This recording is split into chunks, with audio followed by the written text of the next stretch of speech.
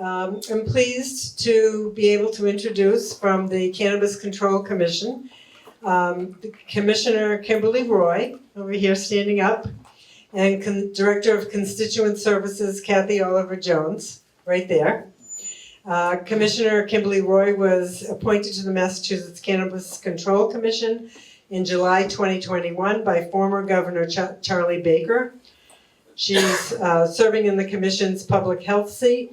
Commissioner Roy has focused on educating the public about safe and responsible consumption and youth prevention, and an advocate for cannabis research funding, as well as removing barriers to veterans' access to medical marijuana. Kathy Oliver Jones has served as Director of Constituent Services at the Cannabis Control Commission since 2018. She's a member of the forward-facing team that interacts with and is the voice for all constituents, medical and otherwise. Let's give them a nice round of applause. Thank you. Well, thank you. Good afternoon, everyone. How are you today? Good. Good. So before we get into this, how about those Celtics, right? Oh, Yeah. Anybody stay up and watch that last night? Incredible. So congratulations to Boston Celtics. That was true teamwork. So proud to see that. And so now we're going to talk about something else that's green, that's not the Celtics. And we're going to talk about cannabis. So thank you for that introduction. I want to thank the Concord Council on Aging for inviting myself and Director Oliver Jones. And I want to thank Cable Access, who is filming this today, so it'll be available to the citizens of Concord. So thank you again for having me on this hot, hot day. I'm jumping ahead. You were clicking. I'm clicking, so I was clicking. Okay. So what is the Cannabis Control Commission? And I'm going to go through with you. We're going to take the next half hour or so, and we're going to talk about the industry as a whole. We're going to talk about how to become a medical patient. I know, especially a lot of older Americans are very canna curious. It was, for most of your lives, it was an illegal commodity. And now it's highly regulated and legal in Massachusetts, even though it's still federally illegal. We're going to talk about what the commission does, what it's working on, how to become a medical patient. Kathy's going to take that. She is an expert in the medical program. So we're so blessed to have her today, and she can serve as a resource for you not only during this presentation, but after as well. And we're going to talk about the adult use market, because those are in two different silos, if you will. So the commission, what is our mission at the commission? And it is to honor the will of the Massachusetts voters by safely, equitably, and effectively implementing and administering the laws enabling access to medical and adult use marijuana. Okay, so the commissioner, I am a commissioner. I'm one of 5 commissioners. I sit in the public health seat, and we all have different appointing authorities. Mine was former Governor Charlie Baker. We have someone sitting in the social justice seat. That's Commissioner Camargo. Commissioner Concepcion is the acting chair right now. She sits in the public safety seat. Shannon O'Brien is the chair. She sits in the corporate management seat. In the public health seat, Commissioner Stebbins is in a regulated industry seat, and he came from the Gaming Commission.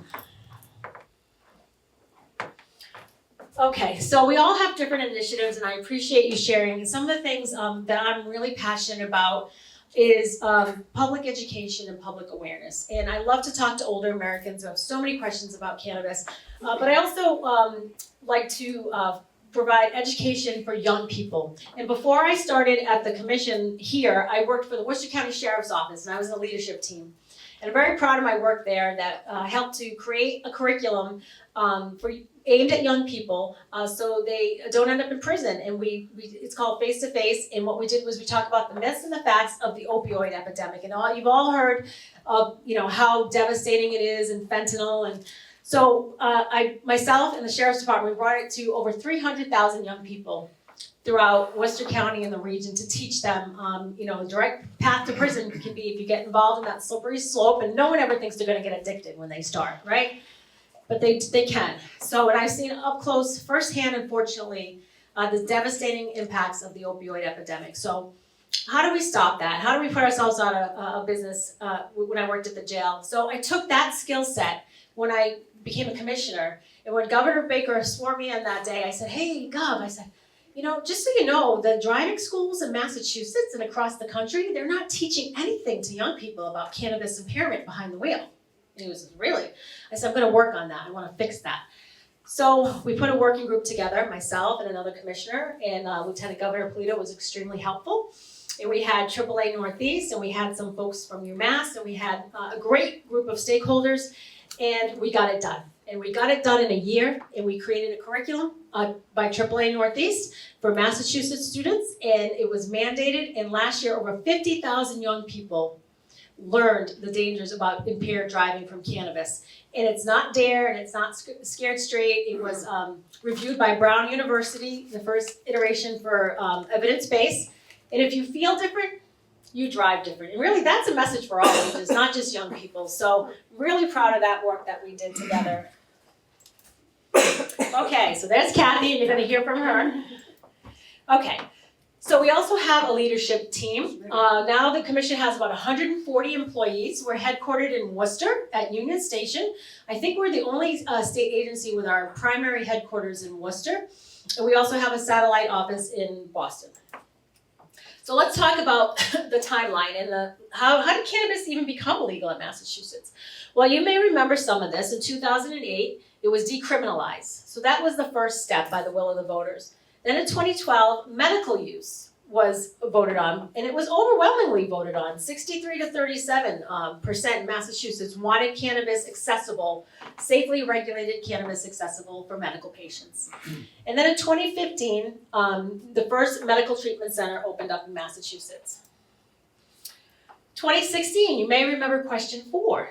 It was to legalize adult use, and that passed narrowly, 53 to 47, but it did pass. So how do we honor the will of the voters? In Massachusetts, by the way, little fun fact, was the first state east of the Mississippi to legalize adult use, and the first state to mandate an equity mission for those disproportionately harmed by marijuana prohibition in our regulations. So, okay, the voters passed it. Now what? So in 2017, Governor Baker signs it into law. And then in September of 2017, the first inaugural cannabis control commissioners were appointed. And I don't know if you remember Senator Jen Flanagan. She's up in the Leominster area. She then left being a senator, became a commissioner, and she was my predecessor. And she has since moved on to another opportunity. So then in 2018, the regulations, so don't forget now, you guys, the voters approved it. Now what? So we have to stand up an agency and an industry. There's no agency and there's no industry. That's a lot. They had to do a lot.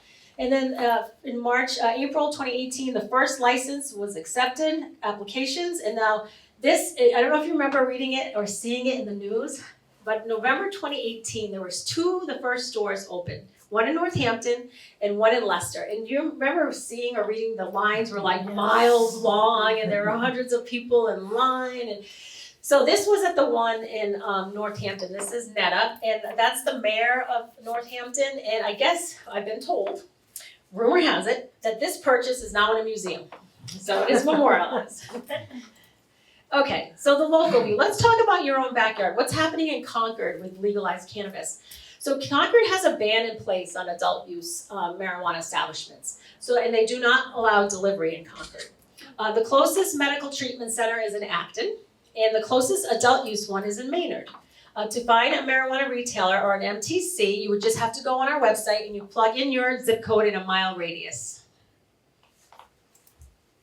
Okay, so now I'm gonna call up Kathy, and she's gonna go over the medical use program with you, and I'm sure you have a lot of questions about it, and then, at the end, she'll be more than happy, if I can respectfully ask that you hold your questions until the end, and Kathy and I will be more than happy to answer them. She will even, I think she brings paperwork, did you? Oh, absolutely. Yep, on how to become a medical patient as well, so she's amazing. So, okay, Kathy, thank you.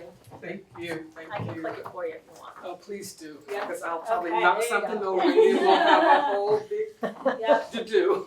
So it's my pleasure always to come out and talk about the medical marijuana program and to really see the face and meet persons that are interested in becoming a patient and walking them through that process, because it is a very detailed process, but I have a great team of constituent service representatives that helps everyone. In fact, one of the things I'm so proud about my team is that when we were locked down in COVID, we were still working. We were working from home, we were taking phone calls, And we found that there were a lot of people that were isolated and just needed someone to talk to. As a call center manager, I run by stats, but I'm so proud that the commission does not hold us to your calls have to be certain minutes long before you can take more calls. We talk to people as long as they needed to talk, and that's the pride that I bring to the commission, the support, and to connect with persons that are interested in how to become a medical marijuana patient. So just looking at the numbers, we have 106 MTCs, which are medical treatment centers. You have to have a patient card to enter a medical treatment center. Medical treatment centers also get some levels of product that all the product is tested, but there's some product that is only available to medical patients. We also have 92,502 certified patients, which means that you have to be certified by a medical marijuana healthcare provider. If your doctor has applied to the program to be a medical marijuana doctor, they can certify you, which is like a prescription, to use medical marijuana for your condition. We also have caregivers, which means that if you are in a situation, I always use myself as an example. My daughters live in Kentucky, and I'm glad they're in Kentucky because they're trying to manage me at the moment. you know how it is when children manage you. But anyway, if something happened to me and they had to come in state and help me, they could get a caregiver card without being a resident of the state and go to a medical treatment center and get my medicine for me. So that's one of the things that I'm really focused on to make sure that caregivers are connected, and also pediatric patients. We also have 330 registered certified physicians.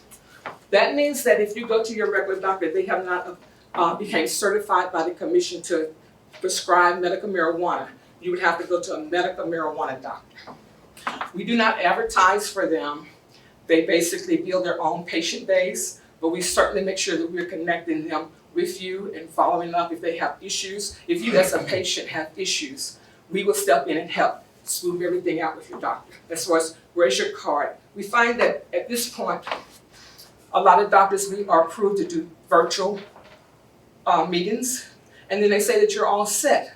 But there's a whole next step, and we step in and make sure that you understand that step. We also have certified nurse practitioners, 118, that support doctors. And then we have 1 registered physical assistant. And then look at this number. Medical treatment sales at medical treatment centers, 69.3 million to present, from 2024 to present. And then 1.27 billion of medical treatment sales to patients and caregivers from 2018 when the program started. And so that's a lot. That's a lot. This is just a quick map to kind of show you exactly where the medical treatment centers are located. As you can see in Middlesex County, we have 27, which is the highest number, and then a total from all the different counties, we have 132. And I think every county is represented, Yes. correct, Kathy? Yes. Perfect. Now, for the providers, they must be a Massachusetts licensed physician, and they also must apply to the program. So there is a process and there is a system that they have access to once they apply to the program. They cannot serve as a personal caregiver for a patient, because that's kind of like double dipping in a way. They're doing 2 roles, the doctor and the caregiver. There is no fee to the medical marijuana program for the patients. When I first started with the commission, we did have a fee of $50. We eliminated that because we want to support patients. So we're very happy to do that.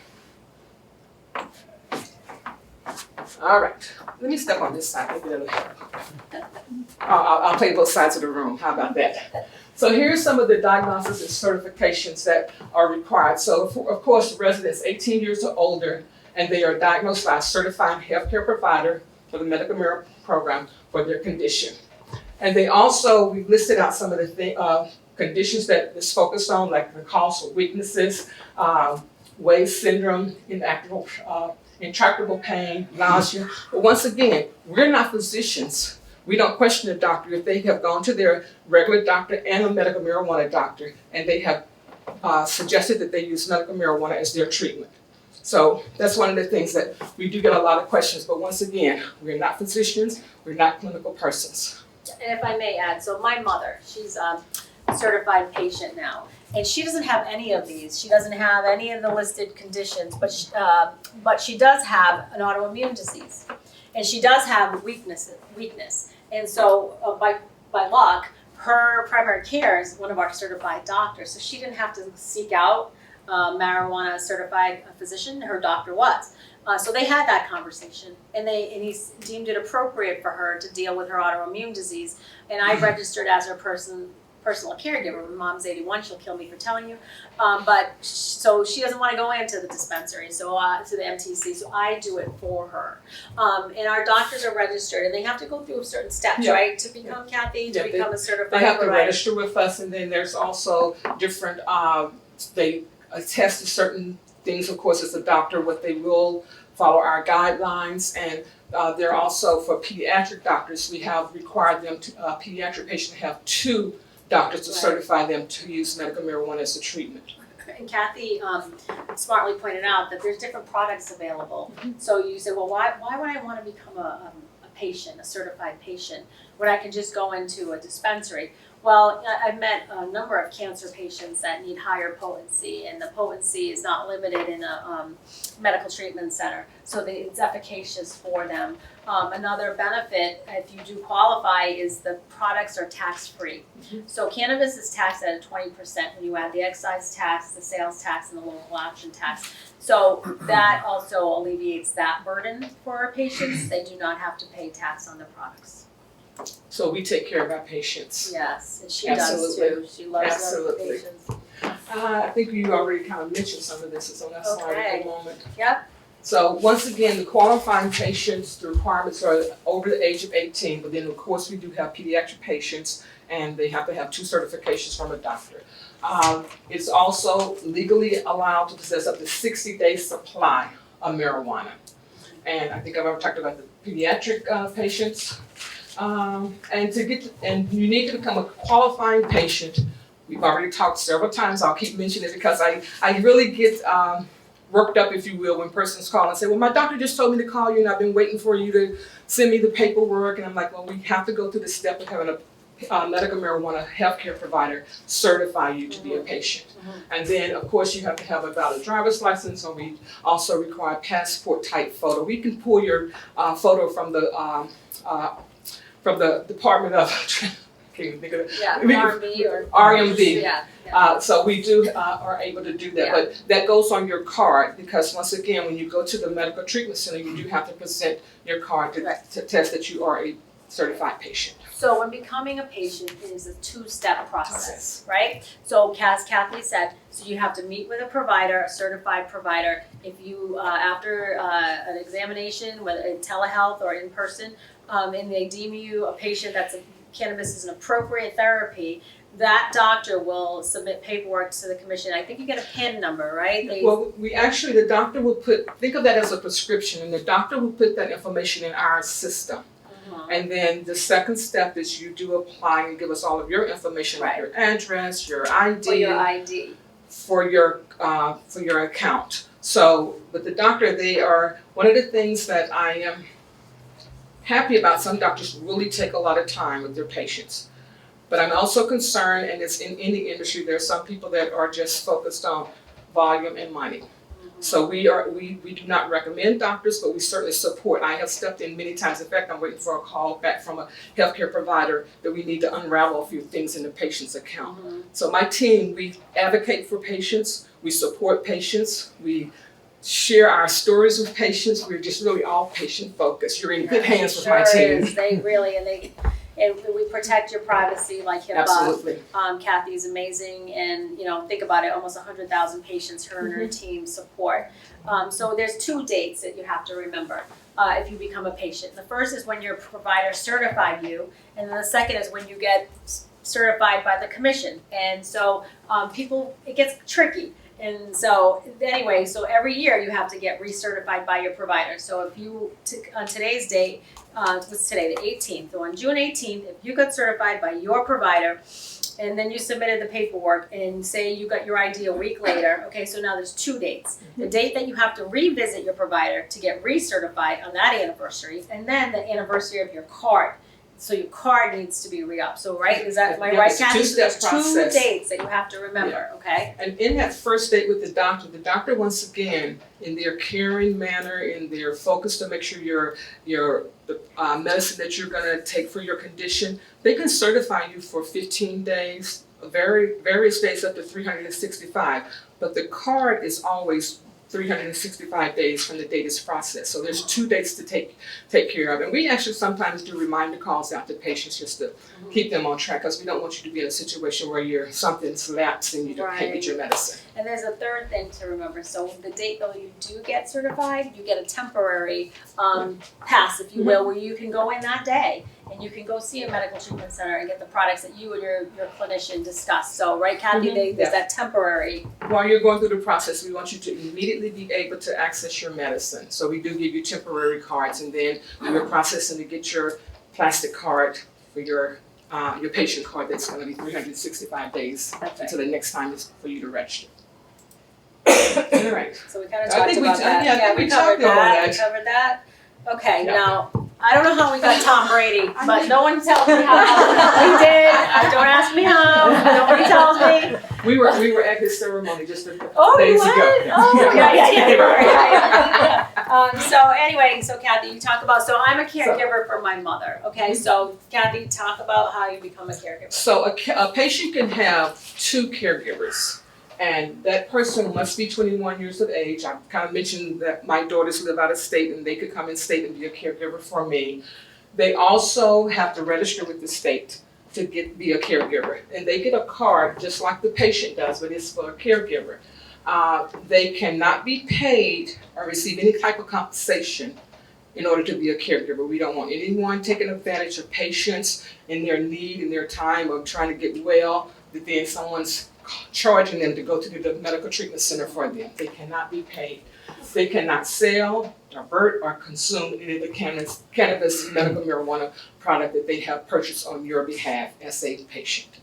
We protect patients. Okay. And then I think we talked about telehealth in a way that we allow doctors to do telehealth appointments with patients. One of the things I'm kind of laser focused on when I talk to patients and they say, oh, my doctor said I was all set, and it feels like a real quick visit. I have stepped in at times and followed up with the doctor and say, let's talk about this patient, make sure we have everything ready for them, that they are getting the information and the details and the guidance and the support that they need. So that's a little bit outside of my scope, but I do it. And thank you. No, our secret. Absolutely. So in regards to telehealth, so it used to be in the regulations that your very first visit had to be in person, and then the subsequent visits could be telehealth. But when COVID happened, we submitted an administrative order saying that you don't have to go in person because of the pandemic. You can get your first and subsequent visits can all be telehealth.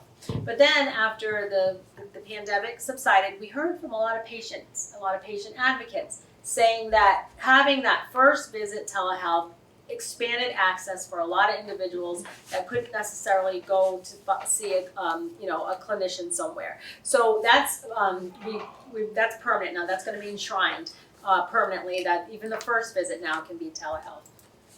Okay. All right. Thank you. But I am available, and any questions you have, and call the And commission. she has the paperwork too, so if you Yep, even want to take that absolutely. home with you, or Kathy's always prepared. Thank you so much, And I live Kathy. nearby, so I can come up and visit anytime.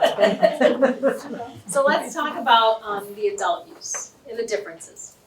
Some of it's similar, but there are some differences. So like medical, unless you're a pediatric patient, you must be 21 years of age. You can't use cannabis in any form, including smoking, vaping, eating in public places or in federal land. Just like alcohol, it's illegal to have an open container of cannabis in any form in the passenger area of the car, and it's illegal to drive while intoxicated on cannabis. And it's illegal to drive across state lines with cannabis, and it's also illegal to against the law to transport it on plane, train.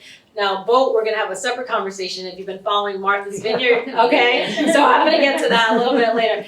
And other modes of transportation. Now, I just spoke at the Chamber of Commerce 2 weeks ago, and it was a room full of over 100 business people. And I asked them, and you know your audience, you've all heard that, right? So I asked them, I said, how many of you sell a product? In a quarter of the room, the hands went up. I said, imagine selling a product that is federally legal, that you cannot cross state lines with the product, you cannot ship it by air or sea, you have no bankruptcy protections, you have no banking, and you can't deduct ordinary business expenses on your taxes. And despite all of that, the cannabis industry, when you add the adult use and the medical use, is over $7 billion in Massachusetts. Now imagine those challenges and those headwinds, and this is still a $7 billion industry in the Commonwealth, generating hundreds of millions of dollars in tax revenue, which outpaces alcohol now in excise tax. And I think I do have a slide. Cannabis is the top crop in Massachusetts. It outpaces cranberries now. We love our cranberries, so no disrespect to cranberries. But cannabis, and nationwide, cannabis sales outpace chocolate sales. So a lot of fun facts today for you around cannabis. Okay, so again, you can't send cannabis by mail. And employees, so if you rent, really the employer will, or the landlord, or where you work, where you live, they dictate the rules around consumption in the buildings that they own. And under our regulations, marijuana edibles are limited to 5.5 milligrams of THC in a single serving. So if you buy a candy bar or whatever, they're scored. So the servings are scored. And with no more than 20 servings or 110 milligrams allowed in a package. What else is helpful information for you? So you can carry up to 1 ounce of cannabis on your person. And somebody once asked me, they said, well, what does a gram look like? And I'm trying to describe what a gram, so I asked them to add this to a slide. There's a gram, there's an eighth of an ounce, there's a quarter of an ounce, a half an ounce, and 1 ounce. So just for a little visual there. I said, it looks like a bag of like parsley, a big bag of, but anyway, so, and you can possess 10 ounces in your home. And you must obviously, and I say this many times, safe storage, safe storage, safe storage. So whether you have pets or young children that are in your house, please lock up your products. Sadly, toddlers and young people are getting into their family or their parents' cannabis gummies. They look like candy, right? And so accidental ingestions and poisonings are up over 1,000%. Because of that. So, and if teenagers are in the home, you got to get more creative on how you lock them up because they're smart too. So, in addition to consuming safely and responsibly, please lock up your products. Okay, so you can grow. So I don't know if anybody has a green thumb here, but you can grow up to 12 plants if there's 2 of you, 6 plants if you live alone, and if you live with someone else, you can grow up to 12 plants. Growing cannabis plants I always say this, growing cannabis is a science. And I've visited many indoor grows. It's like NASA, honestly. You have to have, there's the veg room, the flower room, the mother room, the grow room. Lights have to be on 18 hours a day in certain rooms, then 12 hours a day. The heating has to be just temperate the right way. And you can't use, there's certainly certain pesticides you can use. Most of them you can't. So really it is a science, as horticulture is. So growing cannabis plants can require high-powered lamps, temperature controls, expanded levels of ventilation, and it can overload circuits and cause fires. So if you want to grow, we encourage that you consult an electrician, to lower your risk of electrical fires. Make sure you consult a licensed electrician, and plants cannot be visible from a public place without the use of binoculars, aircraft, or optical aids, because your neighbors don't want to see your weed. So you can't show it. You can't have it out in the front lawn okay. So everyone thinks of the cannabis industry normally in Massachusetts as dispensaries, right? You see the billboards for them and you see them pop up across the Commonwealth, but there's so many other license types. So cultivation, that's where the plants are grown. And we have indoor cultivation sites that go up to 100,000 square feet. They go by tier. And then we have outdoor grows, outdoor cultivation. And most of those are in Western Mass. And, obviously, Massachusetts is not California with beautiful climate year round. So it's really tricky. So, my hat's off to them. It's a science, and, we have some harsh weather in New England, but we do have a number of outdoor cultivators. Craft cooperative is kind of based on the model of cranberries. You've heard of the cooperatives with cranberries, where farmers will get together and will grow. So that license type, it hasn't really taken off, and I think we need to re-examine it as a commission, but that is there. Microbusiness is, you can only own one license, and it's a small capital investment, and that's what it was designed for, but recently the commission, you can grow, and you can sell you can product manufacture, but it's very limited in its scope. So we are retooling that license type. And on average, just a little facts and figures, it costs on average over $1 million for one of those dispensaries that you see pop up. And for a grow, it can be, 6, 7, 8, 9, 10 million for a grow. And there's no banking, as I mentioned, right? So you can't go to the local corner bank and get a small business loan. So folks have to get investors. And sometimes it gets unsavory, and there's been predatory lending. And so we're trying to make folks provide awareness around that. But there are definitely headwinds. And it's highly regulated, and it takes at least a year to be able to open your doors. So it really is quite an undertaking. Manufacturers, so that's the chocolate bars, the gummies, the tinctures you see. Those are product manufacturers, the retailers. I know you're all familiar with that. Research. So I am a strong proponent of research. I came from the pharmaceutical industry. I worked for Johnson & Johnson prior. And cannabis, the plant, is thousands of years old, but the research hasn't kept up. And we need to know the benefits as well as the harms. Okay, and we need to know where it's efficacious and where it's not. So I really advocate for public investment, but the problem is it's still federally legal. And what does that mean? It means it's a Schedule I drug that's on par with heroin. In the eyes of the federal government, there's no medicinal value. But that's changing, because if you read recently, the Department of Justice is looking to reschedule it to a Schedule III from a Schedule I. And what does that mean? It means that there will be recognized medicinal value. I'm hopeful that more research dollars will be pumped in to look at cannabis. But we don't know how far the federal government will be involved, the FDA. I don't know if you'll need a prescription. We don't know how that's going to impact us on the state level. 2/3 of the country right now, there's access to legalized cannabis in some form. So I think the government now is saying, maybe they're looking at it. How can we be involved to regulate this? So that's on the horizon. Transporter, we have different kind of transporters, like I call them Brinks trucks, which bring it from business B2B, business to business products. And then we have ones B2C, business to consumer, where you can order online, like DoorDash or Uber Eats. We have, they'll deliver to your home. And so for those that aren't comfortable going into a dispensary, that's always an option. You can order online and they deliver it discreetly to your home. And the transporters are highly regulated as well. They have to wear body cameras at all times. There's cameras in the car. There's safe storage locked in the back. They have manifests, GPS. They have to report into a dispatcher every 30 minutes. So that's highly regulated as well.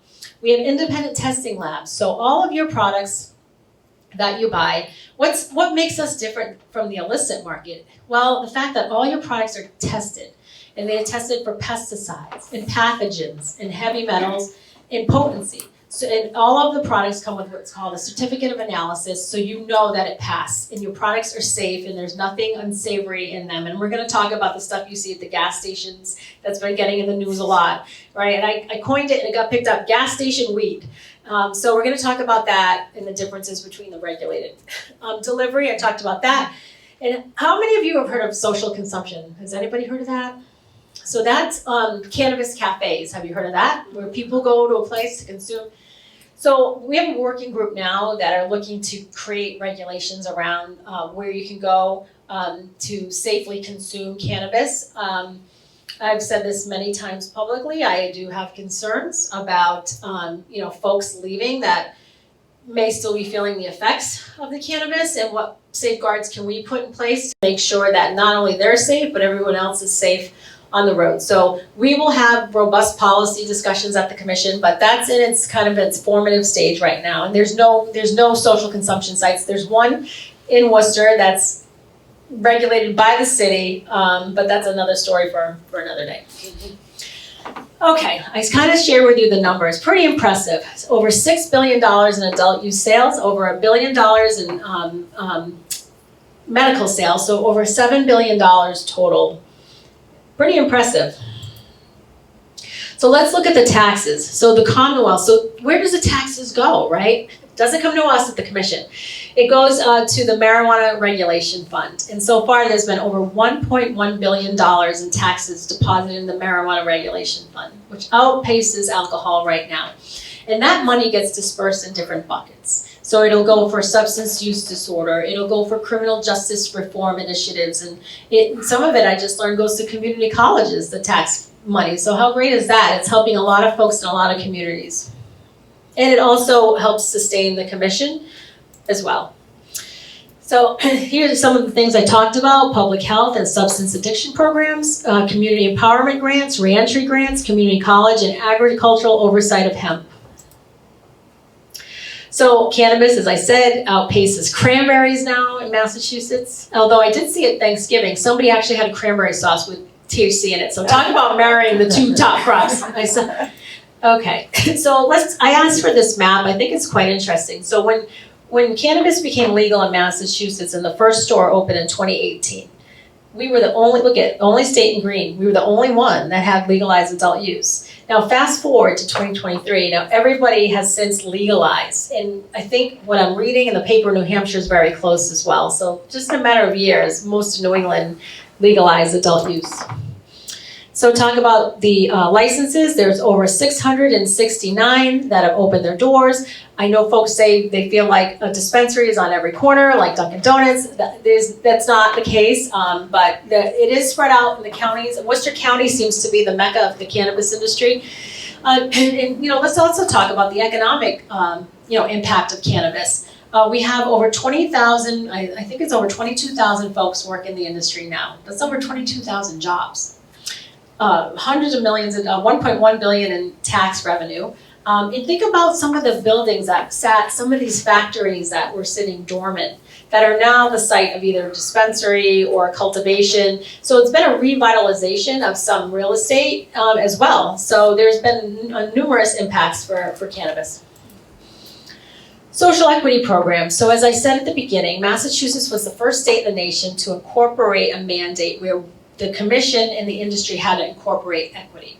And we had a study done that looked at incarceration and arrest rates, and we identified 30 communities that were heavily impacted when marijuana was illegal, due to prohibition. And so we identified those communities, and we have different criteria which help folks get into the industry. We want robust participation. So whether you lived in one of those communities, whether you were criminally justice involved, whether you had a spouse or a parent that was criminally justice involved, these help you, it avails you to our social equity program, which gives you training in a number of areas. It reduces fees because it's costly. There are a number of fees, licensing fees, renewal fees, metric fees.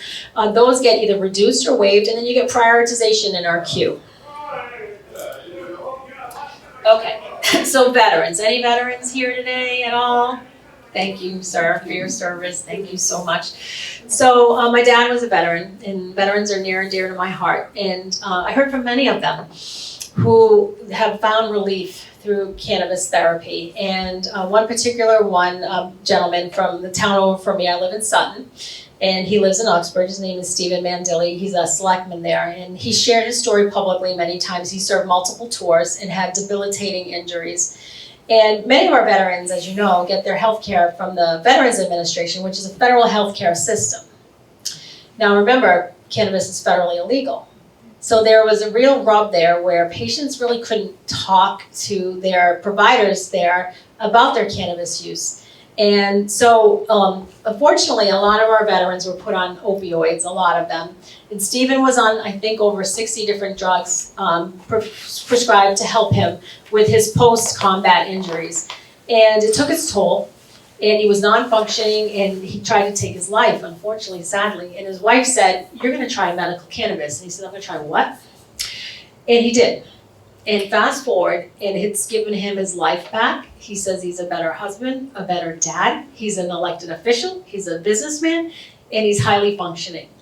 But again, couldn't go to his healthcare provider to talk about cannabis. So what can we do to help our veterans? So as a commission, we voted on to support unanimously a policy where our veterans could take either their blue button report, which shows their conditions, or a report from the VA presented to the commission, and they wouldn't have to seek another doctor because that does have a price. Some doctors $250 to prescribe. So that hopefully it's in the legislature. There's a law right now. It got through committee. So I am hopeful our veterans will be getting increased access. We need to do everything we can to support them. Recent updates. So in 2022, I talked to you about the delivery license type and social consumption. Those are equity exclusive license type for 3 years, and then the commission will reevaluate before we open it up to general applicants. So those are protected license types for folks that come from those areas of disproportionate impact that fit different criteria that I'd mentioned to you. They would have first exclusive access to those license types. So when the voters voted on it, and in 2018, the first stores opened, the legislature let everything breathe. And they didn't want to go back and touch cannabis until we saw the impacts. So in 2022, the legislature passed Chapter 180. And they went back and they addressed a few issues. And one of them is how a cannabis operator does business in a municipality. And they have to get a contract called a host community agreement. And there were some issues there. I was a lead on that working group. And so basically we leveled the playing field so that a municipality cannot charge a licensee excess fees to do business in that community. It has to get okayed by the commission now. That's all new. And there were a few other things as well, oversight around host community agreements. Social consumption I talked about. Sale of seeds and clones. So you can buy seeds and plant them and become a home cultivator, or you can buy clones, which are immature plants, 6 inches or less, and that's all legal in Massachusetts. Rescheduling of cannabis, I talked to you about that. So the federal government is the Department of Justice. It has a public comment period that's open right now, where folks can opine on the rescheduling of cannabis. And what else can it do? That tax code I talked to you about, where right now they can't deduct business expenses, it's 280E, that should get eliminated. There should be more investments in research, and then they hopefully reduce the stigma. Now all of you have what's called an endocannabinoid system. We all have it. And it's how the cannabinoids in cannabis react with your body. And that wasn't taught in medical school till about 20 years ago. So cannabis is so new as a therapy, although people have been using it for thousands of years, but as an accepted therapy. So, my hope is someday that all the medical schools teach around the endocannabinoid system, and we do have the research that can demonstrate where it is effective and where it is not. So who's heard of hemp? Anybody has heard of hemp here? We're all heard of hemp? Okay. So what's the difference? Does anybody know the difference between cannabis and hemp? So anything that's 0.3% THC or less is hemp. In 2018, the United States Congress passed a farm bill, which legalized hemp as a legal commodity. And so they came up with guidelines. Anything over 3% THC is considered cannabis, and they both come from the same plant. So that was the farm bill. And so the commission does not regulate hemp. That's called MDAR, Massachusetts Department of Agricultural Resources. They oversee hemp, not us. But what we're seeing, and we were seeing, and it really honestly kept me up at night, is we were seeing these products show up in gas stations, and liquor stores, and convenience stores, and they're not regulated the same way. And most of them were out of state, and some of them had unsavory ingredients in it, and quite frankly, most of it is synthetic. It's not even natural. So I testified last week in front of the legislature about, and I called it a public menace at a public meeting a couple weeks ago, and it got picked up, and I referred to it as gas station weed, which it got picked up. And there's no age gate. So when you go, I don't care if you're 102 years old, if you go into our dispensary, you're getting carded. Doesn't matter your age. And they're gonna ask for your ID multiple times. And that wasn't happening here at the gas stations. So I'm so grateful to MDAR and DPH and the ABCC and the governor. They sent out a memo requiring that these edible products be pulled down. They're illegal. And so they have to get removed from the shelves. So it remains to be seen what will eventually happen with hemp.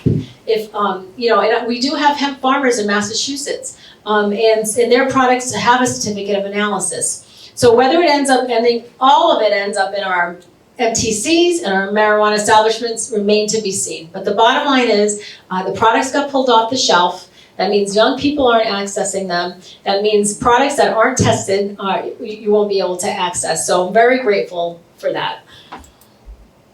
So, okay, Martha's Vineyard, right? It's been in the news like crazy. So we went out, the commission went out a few weeks ago, and we met with patients and we met with stakeholders, business people. What happened in Martha's Vineyard was the regulations were set up that any product on Martha's Vineyard had to be grown there because you couldn't take it by boat because it's federal water. So that was in the regulations. So it was working great for a while because we had a cultivator and we had a retailer.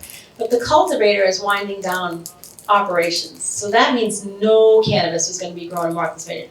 And there's 234 patients that need access that weren't going to have any. And we don't want folks to go to the illicit market.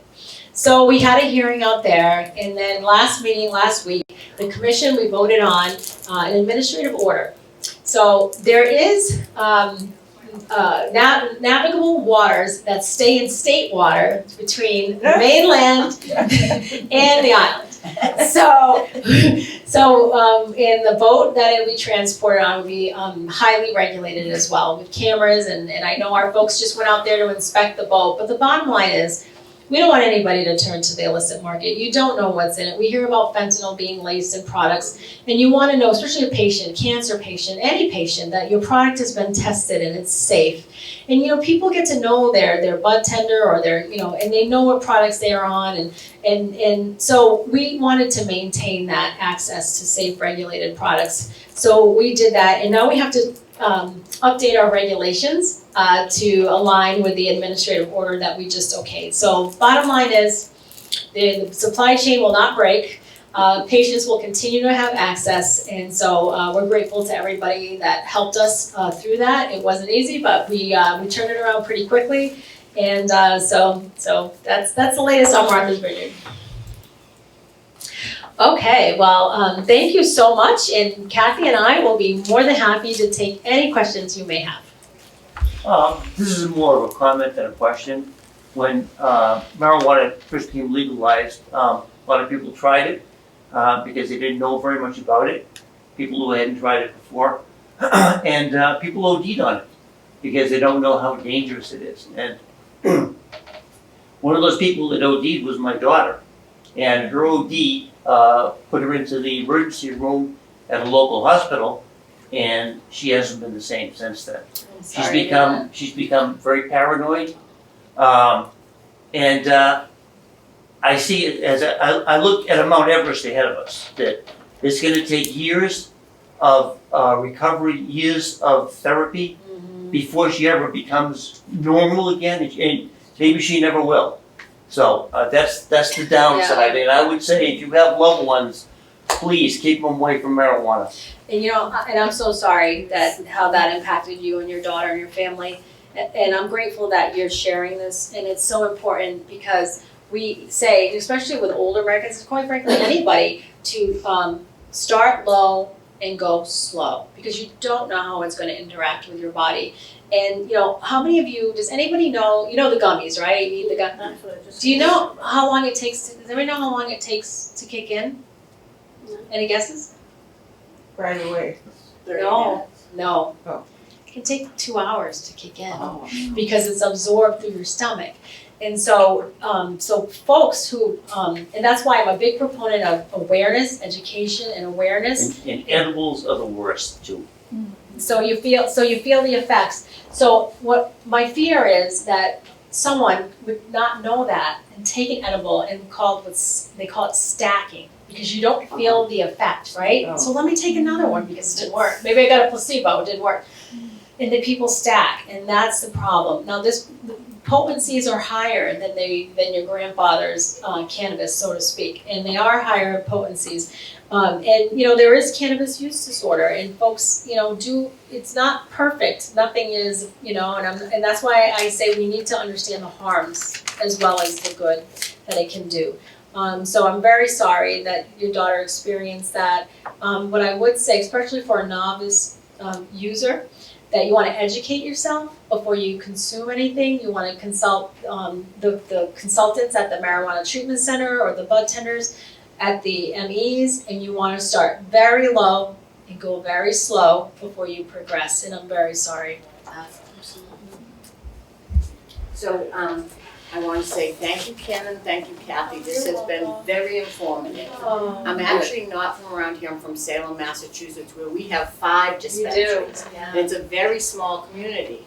And so my comment is, we have 13 Dunkin' Donuts, 5 marijuana dispensaries, and now I don't even notice the alcohol. Someone said, well, how many liquor stores do you have? I said, I don't even notice them anymore. So people come from all around to get marijuana in Salem. Yeah. Which, because Peabody, if I recall correctly, that's the one that they don't want it, so everybody comes to our city. Right. So I have 2 questions. Sure. One is so actually 3. Is this presentation available online? Is the driving training for the impaired driver available online? And is there a difference between smoking and the edibles? And my question on the smoking and the edibles, my thought is, and living in Salem and having 5 dispensaries, I'm really not into marijuana, and the smell is really just disgusting, and it is a nuisance.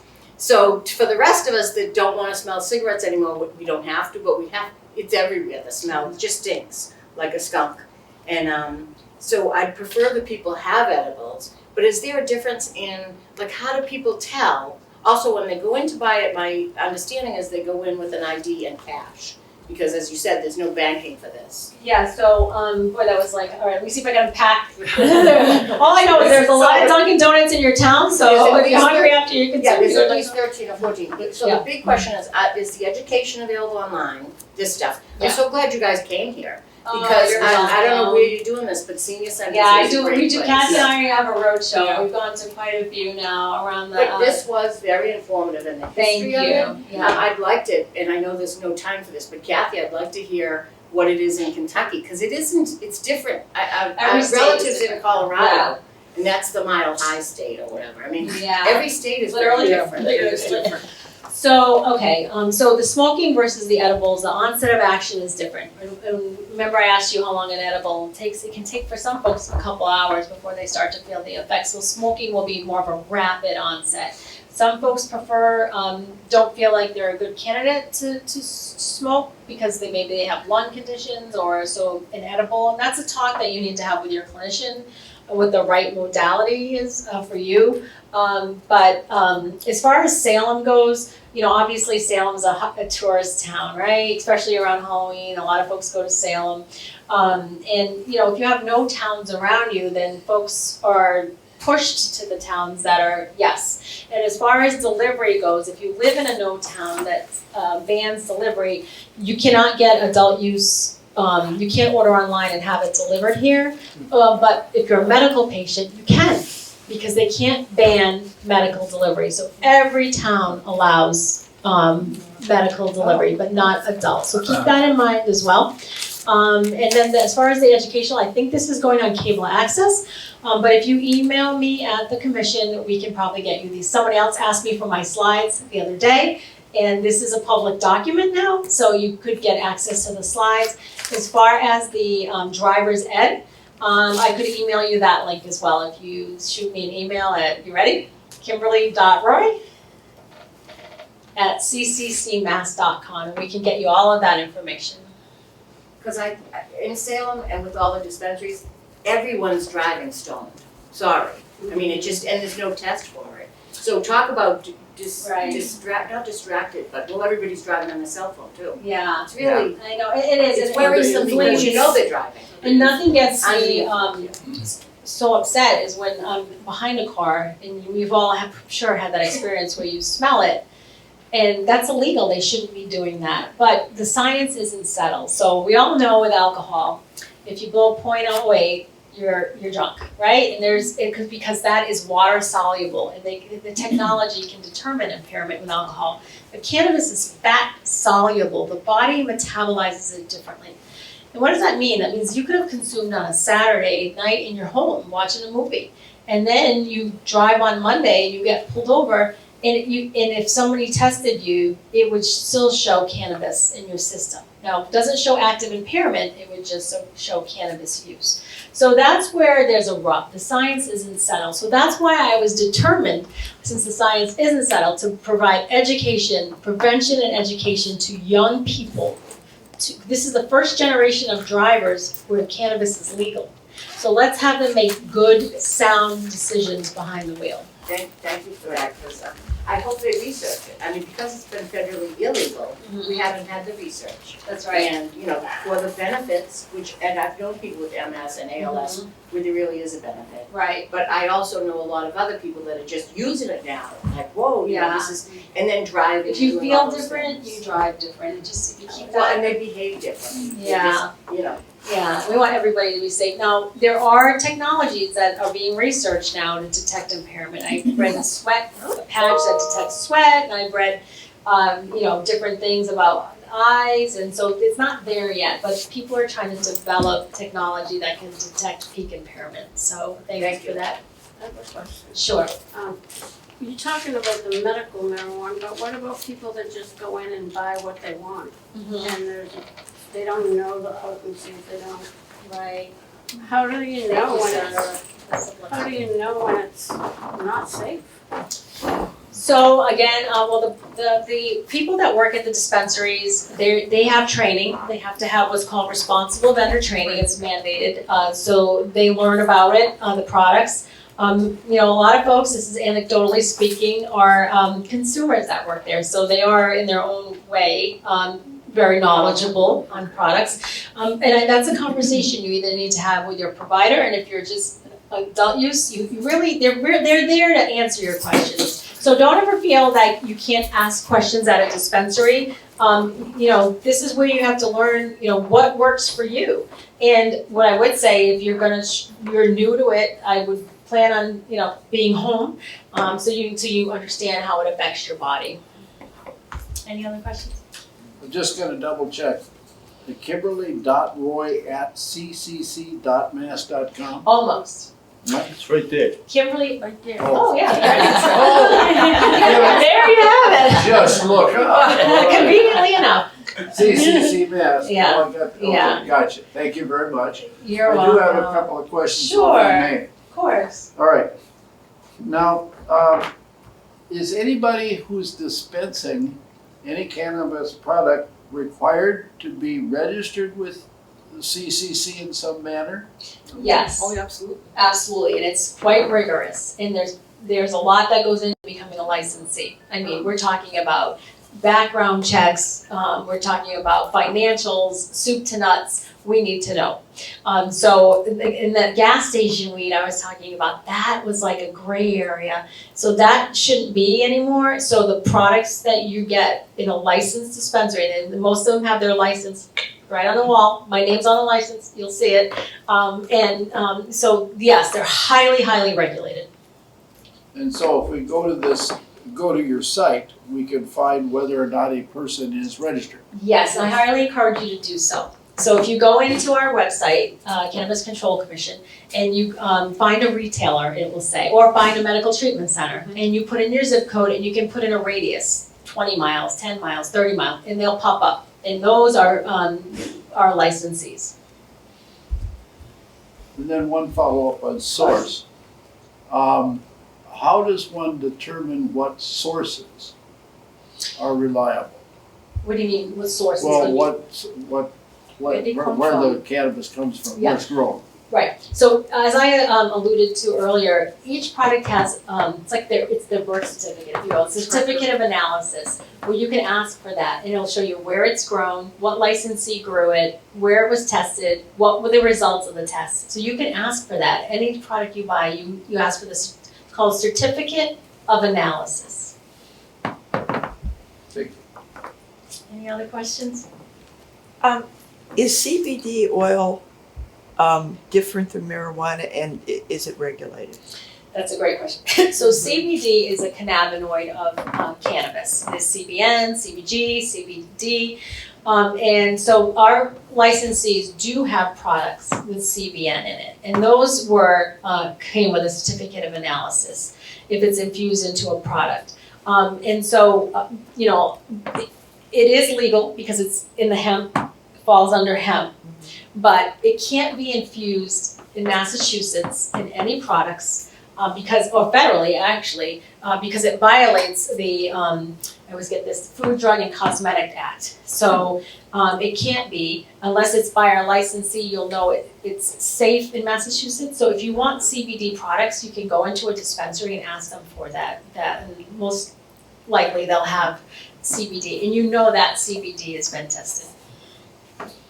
And that's like the non-intoxicating form. And so some of the hemp was intoxicating. So let me just back up a little because you got my wheel spinning now. So I talked to you about the percentages. 0.3 or less, it's hemp. Over 0.3, it's THC. And hemp, by definition, is non-intoxicating. But folks got smart, and they started extracting concentrates from the hemp under 0.3. And they infused it back into products that made it intoxicating because they extracted the cannabinoids and then they synthetically alter and they make them intoxicating. So that was the problem at the gas stations. All great questions. Yeah, you guys are great. So CBD oil is not intoxicating. Should not be intoxicating. Okay, so it's, As a matter of fact, CBD is counterbalances THC. So when you go into a dispensary, you'll see some products 1 to 1. And that'll mean they're equal amounts CBD and THC. And that should cancel out intoxicating. The CBD will help cancel out the intoxicating psychoactive so effect. there's no necessity to have a doctor prescribe it, the CBD. No. But if you wanted THC 1 to 1, say you wanted that ratio, some of the products, I've seen some of the edibles to help you sleep have CBN, CBD, THC. So that's something, if you do want it combined with THC, maybe, that's something you would want to talk to a clinician about, or minimally talk to the bud tender at length. Okay? Any other questions? Awesome. I guess somebody else, Nope, just I can make this my last. We're just interested in this for our autistic daughter. And I was wondering if you had any knowledge about whether or not that, because I didn't see that specifically listed. So thank you for that and for sharing that story with us. So I'm not allowed to make any medical claims. I'm not allowed to promote it. I have to be Switzerland, and I can only tell you what the rules and regulations and about the industry. But what I can tell you anecdotally, I have heard from parents of autistic children that have benefited from the therapy in concert with their clinicians, working with their provider, getting certified. The federal government recognizes that cannabis in certain areas. Epidiolex is for people with epilepsy. My dad, who passed away years ago, had lung cancer and he wasn't eating. And they prescribed something with cannabis to help stimulate his appetite. My dad passed away in 2003. And he was prescribed that in 2003. So the government has recognizes limited use. These are synthetically created by the government, the FDA. But there are clinicians that you can talk to that do help a lot of autistic patients and that have found relief in some of the challenges presented. So that's a conversation to have with that. With the prescriber. Yeah. And anecdotally, back to your question, I have heard of it providing, it's have been efficacious for some autistic folks. Okay. Well, thank you all. Can I ask a question? Sure. Because of the medical piece? Yeah. I know people that are using it now because it's legal, Mm-hmm. and they're not telling their doctors they're using it. And I guess my preference for them is, if it really is helping them with their pain, I'm seeing the dysregulation, I'm seeing the mental part, where they're not seeing that they're behaving differently. And certainly if it's helping them with pain control, you know, I know the oils have helped, but also I didn't notice the oils making them a little bit like paranoid and have the munchies and be a little bit grouchy. But smoking, and I'm glad you shared the part about your father. They didn't have him smoke marijuana. No, it was a liquid you had to take. Because smoking anything, I would think, would be damaging to your lungs, as Yeah, opposed to edibles. yeah, and honestly, that's kind of science that we need to explore further. So my question is, how do you get people to tell their doctors? Because they're gonna take whatever medicine their doctor gives them. Yeah, I mean, But just.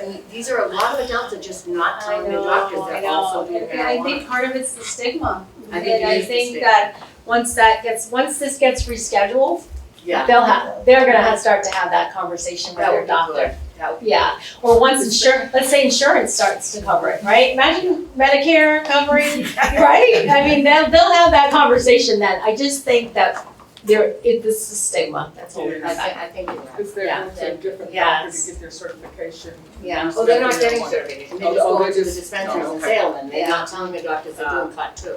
Well, Well, thank you so thank you for much. inviting Thank you so much. me, and thank you so much for attending. Thank you very much. Wonderful Very rest of your day. informative. Thank you. Thank you.